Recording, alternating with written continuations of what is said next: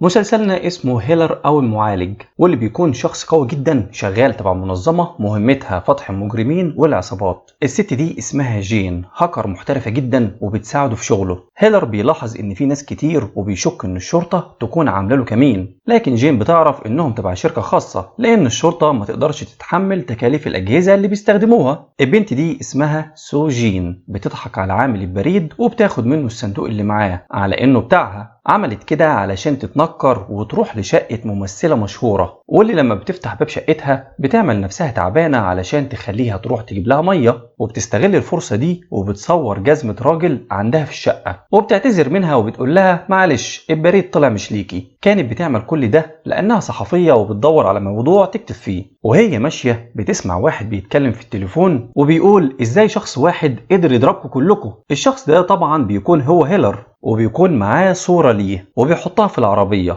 لكن سو جين بتاخدها بسرعة قبل ما ياخد باله. بنرجع تاني لهيلر، واللي بيكون في مهمة مطلوب منه يحمي شخص لحد ما يوصله لمكان معين، لكن العصابة بتجري وراه. السيدة جين بتقدر توقف القطر وبينزل هو والراجل يجروا، لكن العصابة بتجري وراهم برضه. هيلر بيبدأ يتعامل معاهم عامل زي النينجا، بيخطف واحد ورا التاني ويضربهم كلهم، وبتكون مهمته مع الراجل انتهت. الشاب ده اسمه جو، صحفي مشهور جدا وكل العصابات بتخاف منه لأنه بيفضحهم وبيساعد الغلابة. بنرجع لسو جين، واللي بتطلب من والدها يسلفها فلوس علشان تديها لهيلر فيساعدها في الكشف عن أسرار العصابات وتبقى أعظم صحفية في الكون كله. كل سنة وانت طيبة. بتجري علشان تتفرج على الصحفي جو في التلفزيون، حلمها تكون صحفية مشهورة زيه، وكمان تعرف مين أهلها الحقيقيين لأن والدها ده هو اللي اتبناها مش الحقيقي. بتظهر بعد كده أم سوجين الحقيقية قاعدة على كرسي متحرك وعايشة على ذكريات بنتها اللي مفكراها ميتة،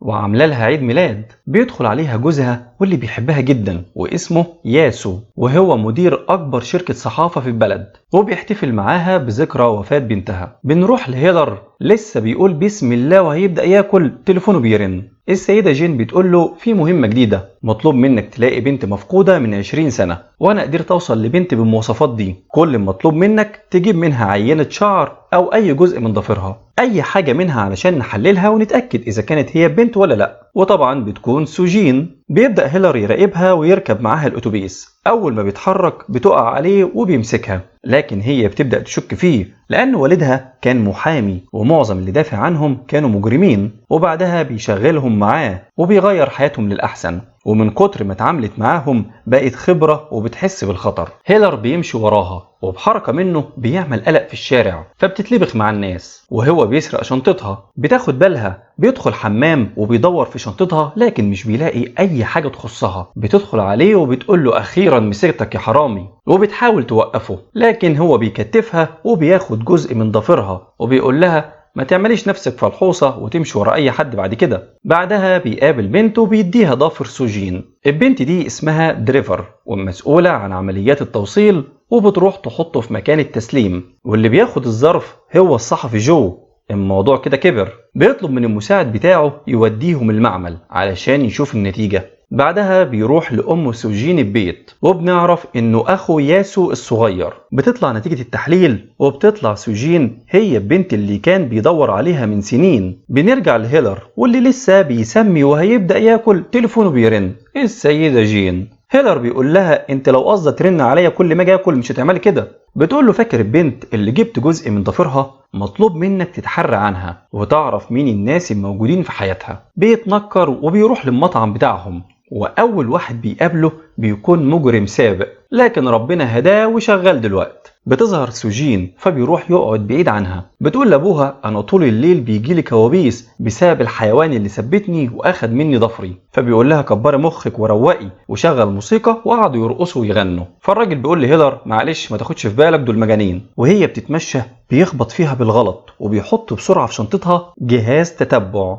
بتدخل جراج وبتراقب عربية ممثل، لكن بتلاحظ ان في بنت شوية شباب ملمومين عليها، لكن بتكبر دماغها وبتدور على الممثل اللي بتلف وراه. بتشوفه وبتجري وراه لكن الباب مقفول. البنت بتفتح لها الباب وهما في الاسانسير بتلاحظ ان البنت حالتها غريبة ومش طبيعية وطالعة على السطح، فبتطلع وراها. البنت بتحاول تنتحر. سوجين بتحاول تهديها وبتقول لها مهما كانت الحياة صعبة فدي فترة وهتعدي، وعلى فكرة أنا مريت بظروف أصعب منك. أنا فضل ناس تتبناني ويرفضوني، ومنهم عيلة كانت بتضربني وكسروا لي ضلوعي، ورحت المستشفى والكل اتخلى عني لحد ما جه الشخص المناسب واللي اتبناني وغير حياتي، ومن وقتها وأنا سعيدة في حياتي. كل ده وهيلر بيكون بيصورها وبيسجل كل المعلومات اللي بتقولها، وكلامها أثر عليه وبدأ يعجب بيها لأنها مختلفة وفعلا بتقنع البنت وبتساعدها وبتاخدها معاها البيت. هيلر بيقول للسيدة جين انه هيفضل يراقب البنت دي اكتر لانه عاوز يعرف عنها معلومات، فبتقول له يا حبيبي مهمتك كده انتهت وشوف مصلحتك، لكن بيقول لها انا عاوز اقرب منها واعرفها اكتر، حاسس ان اعرفها ووراها سر كبير، وبيحط اجهزة تصنت في بيتها علشان يتابع اخبارها اول باول. بيقعدوا مع البنت اللي سوجين انقذتها وبتقول لهم ان ما عندهاش مكان تقعد فيه الوقت، بتديهم القلادة دي مقابل انهم يسمحوا لها تقعد معاهم فترة، وبتطلب من والد سوجين المحامي يستلم قضيتها، وان الناس دي حاولوا يجبروها تعمل حاجات مع شخص مشهور لكن علشان ما وافقتش هددوها، فكنت هقتل نفسي لولا سوجين جت وانقذتني في اخر لحظة. فبيقول لها ما تحمليش هم واقعدي معانا عادي، هتنامي في اوضة سوجين وهي هتنام على الكنبة. سوجين بتدخل اوضتها وبتتكلم مع الاوضة وبتقول لها توحشيني يا اوضة، وبتغير هدومها. وهو بيراقبها بيلاحظ ان في حد تاني بيراقبها، واللي بيطلع صحفي جو اللي كان طالب منهم قبل كده معلومات عنها. سوجين وهي بتلم الكراسي بتلاحظ ان العربية دي واقفة من زمان، فبتقرب منها لكن الصحفي جو بيمشي بسرعة، فبتقول اللي شغال عندهم ان في واحد من المعجبين بيها كان واقف بره، لكن يا عيني كان مكسوف يجي يكلمني، انت عارف بقى انا معجبين كتير وجمالي لا يقاوم. فالراجل بيقول لها معلش. هيلر عمال يتنطط فوق البيوت وبيجري جنب العربية بتاعة الصحفي جون علشان يراقبه. في الوقت ده والد سوجين بيطلب منها تعمل مقال عن الراجل اللي اعتدى على صاحبتك علشان يقدروا يرفعوا عليه قضية، ولازم تخليها قضية رأي عام. فسوجين بتقول بس أنا لو فكرت أعمل كده هيأذوني أنا واللي في المجلة، ومش بعيد يقفلوها، ده راجل واصل. هيلر بيوصل لبيت والدة سوجين، لكن المفاجأة وهو بيدور بيلاقي صورة لوالده وسط أصحابه، فبيقول لنفسه شكل الموضوع هيحلو. تاني يوم سوجين بتحاول تقنع مديرها بقصة البنت وإنها فعلا مظلومة، فالمدير بيقول لها خدي نفسك كده يا حاجة واهدي وسلمي على مساعدك الجديد. فبتقول له بجد أنا بقى ليا مساعد؟ وبيكون هو هيلر لكن متنكر في شخصية مساعد صحفي علشان يكون قريب منها. فبتقول له خلاص ما تقلقش انا متواضعة وما بحبش الالقاب، ما تقوليش غير يا سيدتي بس، وتعال اعرفك على الشغل، وانت ليك الشرف انك تشتغل مع صحفية زيي، انا صحفية بالفطرة وعمري ما شفت وش ونسيته ابدا. فهيلر بيقول لها طبعا امال. بعد يوم مرهق في الشغل بيروح ولسه هيبدأ ياكل، السيدة جين كالعادة بترن عليه، فبيقول لها يا ولي ارحمين. بتقول له سيبك من شركة الصحافة دي وامشي منها، لكن بيطلب منها اسبوع كمان وانه مصدق يقرب منها. فبتقول له المهم ما تخليش حد يعرف حقيقتك، الشخص ده شرطي بقاله 3 سنين بيحاول يقبض على هيلر ومش عارف، وهو بيشوف الفيديو بتاع القطر بيقول اكيد في هاكر شغال معاه وهو اللي وقف القطر، وبيبدأ ينشر الفيديو علشان يوصل له. السيدة جين بتعرف وبتحاول تحذف الفيديو. في الوقت ده هيلر بيفتكر ذكرى ليه وهو صغير، وبيفتكر والدته قبل ما تتخلى عنه وتسيبه مع جدته علشان تروح تتجوز، أصيلة يا أم هيلر. لكن بيروح يقابلها وهو كبير وبيتكلم معاها وبيوريها الصورة بتاعة والده، وعاوز يعرف الناس اللي في الصورة دول مين. بيقابل سوجين واللي بتكون متقلة في الشرب، فبياخدها يروحها. طبعا بياخدوه وبيحاولوا يعرفوا هو مين، انت مين وايه اللي جابك مع بنتنا وعلاقتك بيها ايه. فبيقول لهم معلش الوقت اتاخر ومش هلاقي مواصلات، ممكن ابات عندكم النهارده. سوجين بتدخل اوضتها وبتقول للبنت بصي بقى انا هجيب لك حقك، يعني هجيب لك حقك، ناوليني اللابتوب ده كده. وراحت كاتبه مقال غسلت فيه الراجل اللي ضرب صاحبتها. هيلر طلع عينه يا عيني. ابو سوجين بيقول له انها ما بتشربش غير 3 مرات في السنه، وكل مره بتشرب بتعمل مصيبه، وبيقول له اوعى تخليها تشوف اي عنف في حياتها والا هتصاب بنوبه عصبيه ومش هتعرف تتنفس، وده بسبب اللي حصل لها وهي صغيره. وهو نايم على الكنبه بتيجي هي زقاه وبتنام، فبيقول لها ايه قله الذوق دي، هو انا علشان ضيف عندكم يعني؟ لكن هي لسه سكرانه ومش مركزه. الصبح ابوها بيشوفهم فكان عاوز يكسر دماغ هيلر، لكن بيلاقي ان هي اللي غلطانه. في نفس الوقت الشركة بتكون مولعة والمدير عاوز يقتلها، لأن كل الناس بتتصل بيهم وعاوزين يعرفوا مين الشخص اللي في المقالة اللي كتبتها. بتكون هي مستخبية تحت الترابيزة وبتبعت هيلر يهديه، لكن الصحفي جو بيوصل للجريدة وهي بتقف قدامه ومش عارفة تتكلم، وبيكون عاوز ياخد المقالة بتاعتها لأنها هتكون في خطر بسببها. بتقول له سيبنا أفكر. بتفتكر إن سبب شهرته هو إن بياخد مقالات الصحفيين الصغيرين اللي زيها، ما تعرفش إنه عاوز فعلا يحميها. وهم ماشيين بيظهر وراهم رجال عصابة جايين يضربوها، فبتقول لهم مش انا البنت اللي تقصدوها. فبيقولوا لها طيب احنا هنبدأ بصاحبك، وبيضربوه، لكن هو بيتفادى الضرب بشكل محترف. بتقول لهم خلاص سيبوه انا هاجي معاكم، ده انا كنت بهزر معاكم. لكن بسبب انها شافت عنف بتجيلها النوبة ومش قادرة تتنفس. بيظهر هيلر وبيبدأ ضرب فيهم وعينك ما تشوف الا النور، وبيغطي وشها علشان ما تشوفش العنف وتتعب. وهو بيضربهم بتوصل الشرطة فبتهرب العصابة. بيروح لها وبتقول له العلاج في الشنطة، طلع حبايتين. بيديها الدواء وبيسيبها ويمشي. الشرطة بتوصل لها وبتكون قلقانة على الآخر على صاحبها اللي ضربوه. هيلر بيبدأ يقلق على سوجين لأن العصابة عرفت إن هيلر بيحميها وهيبدأوا يطردوها، فبيبدأ يفكر في خطة علشان يحميها. بيروح قدام المحل وبيعمل نفسه نايم وإنه كان خايف وهرب. فصاحبهم بيدخله المحل وبيقول له انا اسف لانه هرب امبارح بعد ما اتضرب. سوجين بتجري تطمن عليه وبتعرفهم ان المعالج ظهر امبارح وانقذها. بتحضنه وبتقول له ما تعرفش كنت قلقان عليك ازاي، وبتنضف له الجرح اللي في ايده وبتعمل له اكل كمان وحاجه اخر دلع. بيرجعوا الشغل تاني وسوجين بتعتذر للمدير على المقال اللي قلب الدنيا. بيقول لها شوفي انت غلطانه، لكن مادام بدأت في حاجة يبقى لازم تثبتيها، واحنا لازم نجيب كل حاجة عن القضية اللي بدأنا فيه لازم نكمله. بتاخد المساعد بتاعها وبيروحوا للراجل اللي كان بيضرب الممثلة واللي كاتبه عنه المقال، وعمالة تغني طول الطريق وصوتها ما يتسمعش. لما بيوصلوا بتقول له انا عيلة ورجعت في كلامي، تعال بينا نرجع. لكن الحرس بيتلموا عليهم وبيدخلوهم عند الراجل وبيقول لهم يعني انتوا بتتهموني اني بضرب وبعذب في الستات؟ ده انا بحبهم خالص، حتى شوفوا البنت الحلوة دي. وبينزل فيها ضرب. هيلر بيخبي وشها علشان ما تجيلهاش النوبة، وبيعرف انهم الوقت في مشكلة وبيستخدم الخطة البديلة اللي كان مجهزها. فبيعرف درايفر باللي حصل، فبتيجي ومعاها كل اصحابها وبيبهدلوا الدنيا وبيشغلوا الحرس. هيلر بسرعة بيكسر رف الزرع وبيخلق ليهم فرصة علشان يهربوا، وبيركبوا العربية بسرعة وبيهربوا. الشرطي بيكون واقف قدام البيت وبيراقبه هو كمان. هيلر بيروح له وبيقول له الحقني يا بيه، عاوزين يقتلونا يا بيه. الشرطي بيوقفهم وهم مشغولين. هيلر بيهرب وبيلبس هدوم الشغل وبيحاول يلحق راجل العصابة، وبيوصل له وبيقول له أخيرا وصلت لك، وبيربطه من إيده. فالراجل بيقول له هي دي بقى البنت اللي انت بتحميها؟ هيلر بيقول له انت عبيط، انا استخدمتها كطعم علشان اصطادك. وبكده بيقدر يحمي سوجين وبيطلعها بره الصورة، وبياخد منه تليفوناته علشان يعرف مين رئيس العصابة الكبير اللي وراهم، واللي بيطلع ياسو اخو الصحفي جو. في مركز الشرطة سوجين بتقول للشرطي انا ما شفتش هيلر قبل كده لكنه انقذني مرتين. وبيجي لها مكالمة من الصحفي جو وبتقول له انا فعلا مش قد القضية دي ويا ريت تستلمها. هيلر بيكلم السيدة جين وبيقول لها ان اللي ورا الليلة دي كلها هو ياسو. بيظهر المعلم بتاع هيلر واللي بيطلع صديق ياسو وصديق ابو هيلر، وهو اللي ربى هيلر من صغره. بيقول لها المفروض مظهرش في حياة هيلر دلوقتي وعندي حاجة لازم اخلصها الاول. هيلر بيتصل على سوجين فبتقول له انا كنت قلقان عليك لما اختفيت النهاردة فجأة. بيقول لها اصلا انا خفت وطلعت اجري، ما تقوليش لحد ان انا بخاف بالله عليكي. بتقول له ما تخافش، كلنا عندنا نقط ضعف. وبتعرفه ان الصحفي جو هو اللي هياخد القضية بتاعتها. بيقول لها مين جو ده؟ بتقول له ازاي ما تعرفوش، ده صحفي مشهور جدا وعنده قنوات كتير وهو حب الاول على فكرة،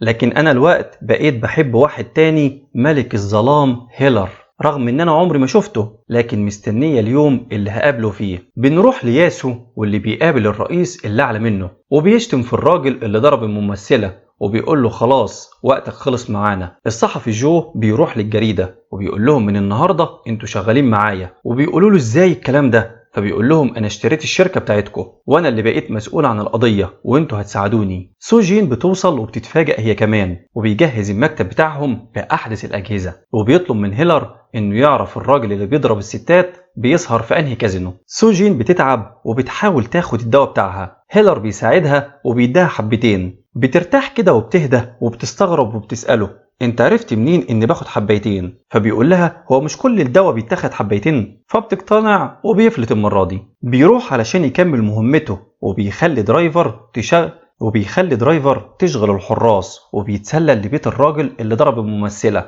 بيدخل عليه مكتبه وبيقول له ما تقلقش انا جاي بس اربيك. طبعا بيعيط وبيصرخ، لكن الحرس مش قادرين يفتحوا الباب. وبعد ما بيخلص ترويق فيه بيسأله اسم الكازينو اللي بيسهر فيه ايه، وبيقول له على اسمه على طول. بعدها بيروح للخزنة وبياخد منها تسجيلات توديه في داهية. بعدها بيبعت رسالة لسوجين وبيطلب منها تقابله على السطح. بتطلع بتلاقي أسهم بتمشي وراها لغاية ما بتلاقي الظرف اللي بيكون جواه الدليل اللي خده من الخزنة. بتقوم مغطية وشها وبتقول له أنا عاوز أتكلم معاك شوية. بتسأله أنت بتحميني ليه؟ هو أنت أخويا؟ علشان كده أخدت ضفري علشان تتأكد إن أنا أختك ولا لأ؟ عملت فيلم في دماغها وصدقته. بيقول لها دي هربت منك خالص، خدي بالك من نفسك، ومشي. السيدة جين والمعلم بتاعه قاعدين في كافيه وبيتفقوا ازاي يخلوا هيلر ما يعرفش الحقيقة. بس ايه هي؟ هيلر بيروح لياسو مكتبه وبيقول له انا معايا ليك تسجيل يوديك في 60 داهية، فابعد عني وما تقربش مني تاني. وهو خارج بيقابل والدة سوجين. لما بتشوفه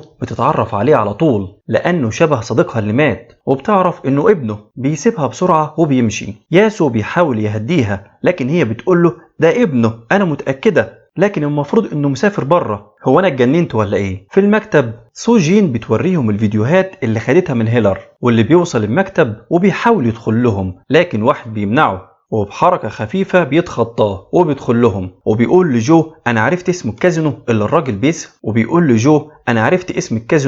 الراجل بيسهر فيه. في نفس اللحظة بيوصل للصحفي جو إيميل من المعالج علشان الكل يعرف إنه بيتعامل معاه ومحدش يشك فيه. هيلر بيحط جهاز تصنت قبل ما يخرج علشان يسمعهم. جو بيقول لسوجين أنا قبل ما أجي هنا عملت تحريات على المكان، وهيلر كان شغال معايا مقابل فلوس، وأنا كنت بدور عليكي من سنين علشان أعرف أنت عايشة ولا لأ. بتيجي مكالمة لهيلر من المعلم وبيقول له أنا مستنيك في بيتك علشان خاطر النهاردة عيد ميلادك، وقدامك ربع ساعة، لو ما جيتش همشي. بيخرج بسرعة علشان يلحقه لأن دي أول مكالمة للمعلم من 5 سنين. بتيجي مكالمة لسوجين من الصحفي جو، بيطلب منها تقابله في مكان معين، لكن المكالمة بتكون متفبركة ومش هو، والعصابة هي اللي بتعمل كده. وبيكلموا الصحفي جو وبيعرفوه انه غلط لما حاول يفضحهم، ونتيجة للي عمله صاحبته سوجين هتموت قريب. فبيبعت رسالة للمعالج وبيطلب فيها انه يحميها مهما حصل. السيدة جين بتعرفه الرسالة فيها ايه، فبيقول لها ما تقلقيش انا سايبها في بيتها. فبتقول له لا دي جالها مكالمة مزيفة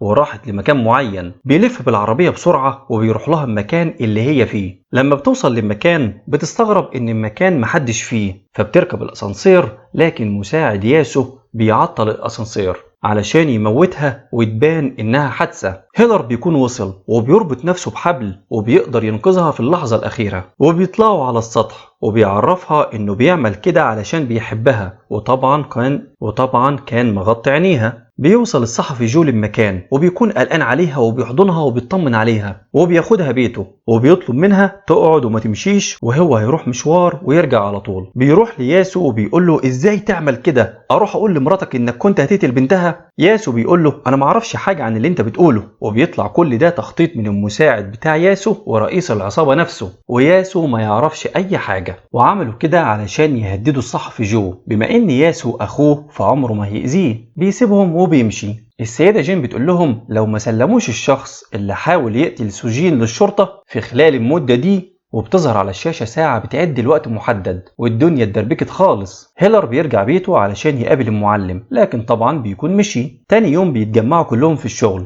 وجو بيقول لهم ان الشخص المشهور اللي كان مع ممثلة مترشح للرئاسة، فلازم احنا نفضحه ونكشف حقيقته قدام الناس. مهمتكم تتسللوا للمؤتمر وتسألوه ايه علاقتك بالممثلة، وبيتنكروا علشان يدخلوا للمؤتمر وفعلا بينجحوا. ولما المؤتمر بيبدأ بتسأله سوجين ايه علاقتك بالممثلة، فبيتجاهل سؤالها، فبتحاول تلفت انتباه الكل ليها وبتوريهم الفستان الشيك، فالكل بيركز معاها وسمعته بتتضرب فمش هيعرف يقدم على الرئاسة. بيقرروا يحتفلوا بالمناسبة السعيدة دي، فهيلر بياخدها لمكان هو بيحبه على سطح مبنى وبيعرفها انه من المكان ده بيقدر يشوف الناس كلها لكن محدش بيشوفه، وبيعترف لها كمان بحبه، لكن بتقوله انها بتحب شخص تاني اللي هو هيلر، وانت شخص كويس وكل حاجة وممكن يكون ليك فرصة في المستقبل، استبن يعني. لكن ما تعرفش ان هو نفسه هيلر. لما بيرجع بيته بيلاقي المعلم واقف مستنيه، وبنرجع بالذكريات وبنعرف ماضي هيلر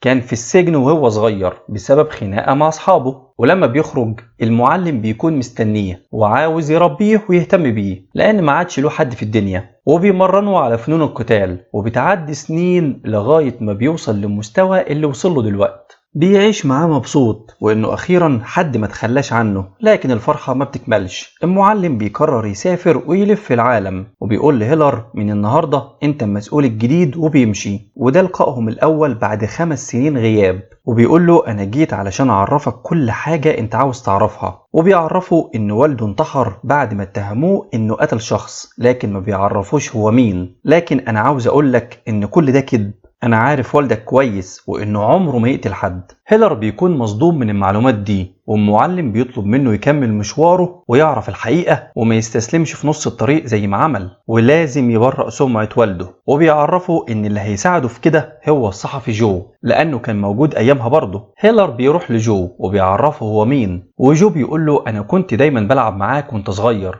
وانت بمثابة أخ صغير ليا. هيلر بيسأله مين الشخص اللي والده متهم في قتله، بيعرفه إنه صديق ليه وهو والد سو جين. الدنيا سخنت خالص. هيلر بيروح يقعد لوحده، لكن السيدة جين بتتصل عليه وبتقول له حبيبة القلب طالبة تخرج معاك في ميعاد، بعت ايميل بتفاصيل المكان والميعاد. طبعا اخينا بيكون ملبوخ على عينه وبيحاول يجهز نفسه، وهي كمان بتجهز نفسها وبتروح للمكان وبتعمل كل حاجة لوحدها اللي المفروض يعملها 2 سوا. لما خلاص فقدت الامل انه يظهر، السيدة جين بتوجهها وبتخليها تدخل السينما، بيكون مجهز لها هدية ومشغل فيلم بيسمعوه سوا، وقبل ما تمشي بيمسك ايدها وعربية مستنياها توصلها للبيت، حاجة آخر جمال. بيبدأ هيلر في مهمة تبرئة اسم والده من تهمة القتل، وبيتسلل وبيوصل للأرشيف لكن مش بيلاقي أي حاجة، فبيحاول يوصل للملفات عن طريق حاجة تانية وهي صلة الدم، وإن هو ابنه ومحتاج يشوف ورق أبوه. العصابة بتعرف إن في حد سأل على الملفات،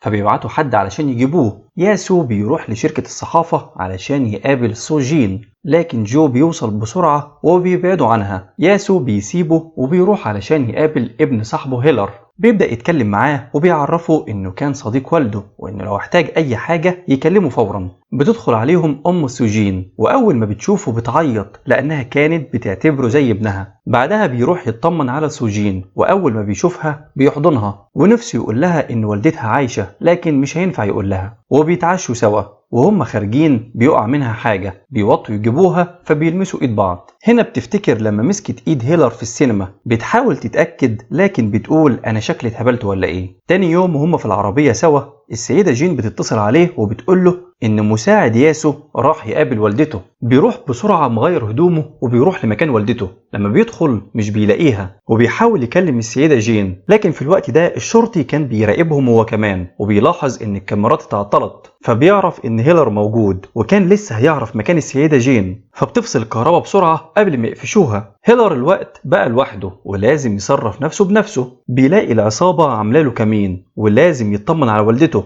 فبيروح يضربهم وبيوصل للعربية لكن مش بيلاقيها. بيضربوه بحقنة مخدرة وبيحاول يهرب بسرعة، لكن في واحد بيجرحه في دراعه. بيوصل للسطح، المعلم بتاعه بيروح لمكانه وبيسلم نفسه على ان هو معالج علشان ينقذ هيلر. سو جين بتدور على صاحبها، لكن السيدة جين بترن عليها وبتعرفها على مكان هيلر وانه على وشك انه يموت ولازم تروح تنقذه حالا. بتدور عليه لحد ما بتوصل له وبتكلم الاسعاف وبيتنقل للمستشفى. طبعا سوجين خلاص بتعرف ان هيلر هو صديقها نفسه. بنروح للمعلم وبيقول للعصابة مش هتكلم غير لما ياسو يجي. ياسو بيوصل وبيقول له ليك وحش يا صاحبي، وبيمد ايده يسلم عليه، لكن المعلم بيقول له ما بسلمش على ناس زيك. ياسو بيحاول ياخد منه معلومات، لكن المعلم بيلف ويدور في الكلام. السيدة جين بتكون عرفت الشرطة ان المكان ده فيه شخص مخطوف، وبيوصلوا للمكان فعلا وبياخدوا المعلم لمركز الشرطة وبيبدأوا التحقيق معاه. المعلم بيقول للضابط انا عاوز اعترف، انا هيلر اللي انتوا بتدوروا عليه،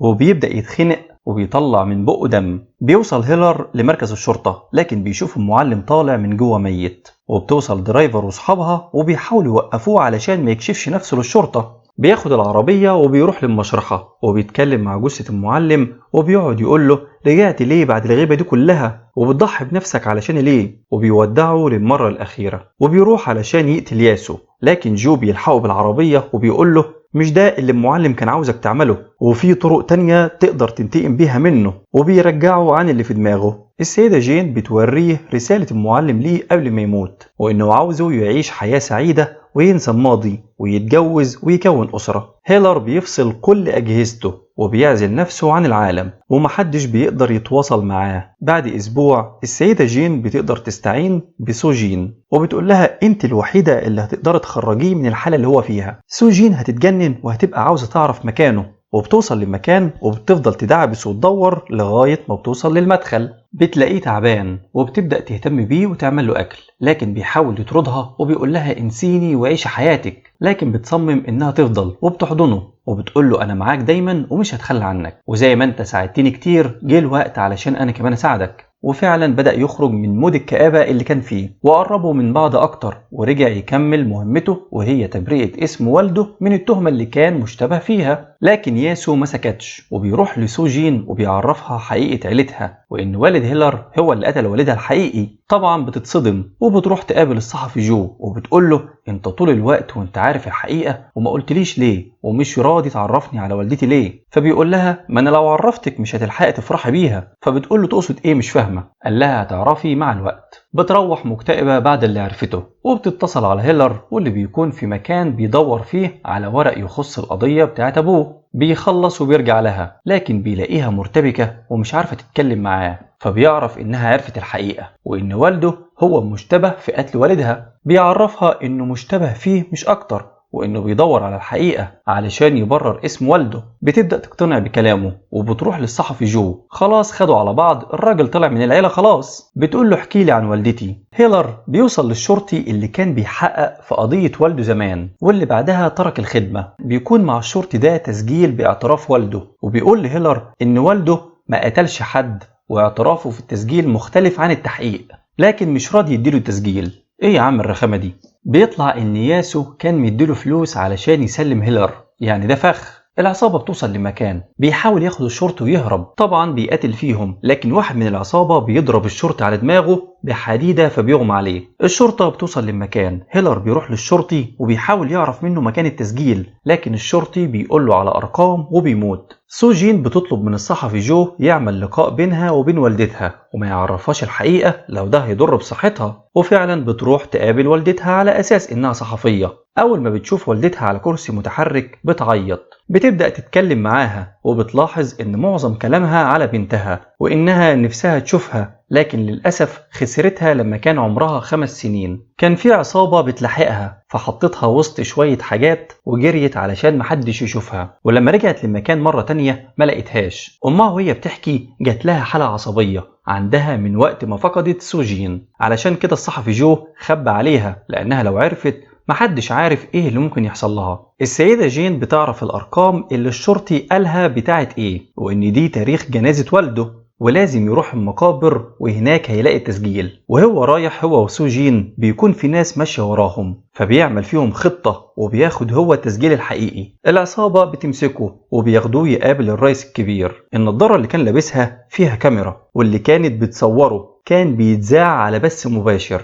الشرطة بتوصل للمكان بسرعة قبل ما يعملوا فيه حاجة، وكمان الصحفي جو بيذيع كل اللي حصل في الماضي علشان الناس كلها تعرف الحقيقة، وإن كان في 3 أصحاب كانوا رايحين يحققوا في موضوع معين لكن للأسف العصابة شافتهم، فواحد منهم قرر يشغل العصابة على ما الاتنين التانيين يهربوا. اللي كان بيلبخ العصابة كان أبو سوجين. أبو هيلر مرضاش يتخلى عن صاحبه وقرر يرجع ويساعده، لكن لما رجع لقى ميت. بيوصل ياسو وبيقول له خلاص ما عادش في ايدينا حاجة، وبيروح ابو هيلر يعترف بكل اللي شافه. لكن وقت التحقيق بيدخل ناس بيوقفوا التحقيق وكانوا مسكوا ياسو وضربوه وخلوه يعترف على صاحبه ابو هيلر واجبروه يشتغل معاهم في الشركة. كانوا فخورين بالانجاز اللي عملوه. جو بيروح لام سوجين وبيقول لها على كل حاجة وإن سوجين عايشة وياسو كان مخبى عليها. بيوصل ياسو وبيشوفها وهي ماشية مع جو، بتروح وبتقعد مع بنتها وبتكون سعيدة جدا. العصابة بتقرر تتخلص من هيلر وبيقدروا يخترقوا أجهزة السيدة جين وبيعرفوا مكانها. بتقفل الأجهزة وبتمشي من المكان في آخر لحظة، وهي طالعة متنكرة بيخبطوا فيها فبيقع منها هارد، فبيشكوا فيها وبيجروا وراها، لكن هيلر بيوصل وبيهربوا سوا. بيقرروا يقضوا على العصابة والراس الكبيرة للأبد. والد سوجين اللي اتبناها بيطلع كان صديق لأم سوجين. هيلر بيروح لمساعد ياسو وبيطلب منه انه عاوز يقابل الراس الكبيرة، وفعلا بياخده لمكان علشان يقابله، وبيكون معاه التسجيل اللي بيقدر يفضحه بيه، وبيقول له انا هديك التسجيل لكن بشرط تسيبني اعيش مع حبيبتي في سلام. كل ده وهو حاطط جهاز تصنت ومحدش واخد باله. بيوافق لكن بشرط يتخلص من الممثلة قبل ما تعمل حوار مع الصحفي جو، ووقتها بس هيسيبه يعيش في سلام. الصحفي جو بيروح للمكان وبيضحك على العصابة ببنت تانية، والممثلة بتروح مع سوجين وبتعمل اللقاء وبتعترف بيه بكل حاجة عملها الراس الكبيرة، وإنه كان عاوز يدمر كوريا نفسها. بيدخل هيلر وبيمسكها وبيقول لها صوتي، وبيقفوا قدام رجالة العصابة. سوجين واقفة بتصورهم، بيحاولوا يوقفوها لكن هيلر بيمنعهم. البنت كانت بتحاول تهرب منهم، لكن كان في واحد مستنيها بحقنة علشان يموتها. هيلر بيمسك مسدس وبيهدده، لكن بنسمع صوت ضرب نار. الضابط بيضرب هيلر بالرصاص. بتوصل الشرطة وبتقبض على كل الموجودين، وظهرت حقيقة الكل قدام الناس، وبيتذاع خبر وفاة هيلر. ودي كانت تمثيلية عاملينها علشان الناس تنسى هيلر ويقدر يعيش حياة طبيعية، والاتنين في الآخر بيعيشوا سوا حياة سعيدة. ولهنا بينتهي فيلمنا. ما تنساش تعمل لايك وتشترك في القناة وفعل زر الجرس علشان يوصلك أفلامنا الجديدة.